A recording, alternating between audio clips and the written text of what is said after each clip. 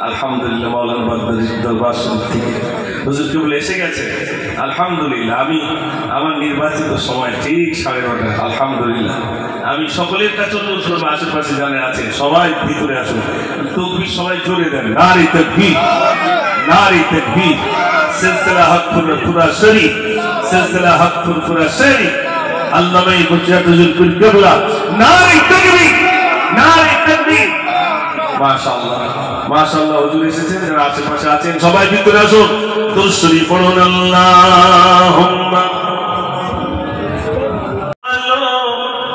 এই বোঝামত নিয়ে এসেছে মুহাম্মদ, চলি তারি ভয়ে।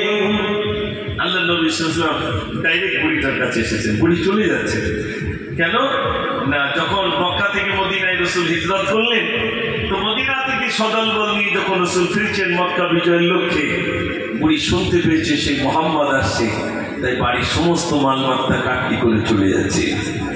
তো নবীজি ডাইরেক্ট বুড়িটার কাছে জিজ্ঞাসা করছেন, শোনো শোনো বুড়িমা, মোর কাছে তুমি বলো না, কে দিয়েছি ব্যথা তোমার, কি হয়েছে বলো না, গাতিল খানা রাখো খেতায়, আমি তোমার ছেলে, গ্রাম ছেড়ে কেন তুমি এমন ভাবে এলে?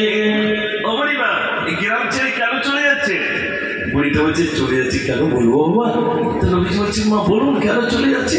বুড়িটা চলে যাওয়ার কারণ বলছে, বললি শোনো বেটায় আমার, চলি কিসে বয়ে, এমন যুবক আসলো কে তাই, চলি তারি ভয়ে, নামটি তাগর মুহাম্মদ রে, মাতা তাগর মিনা, মোরা যদি পূজা করি সে তো তাদের মানে না।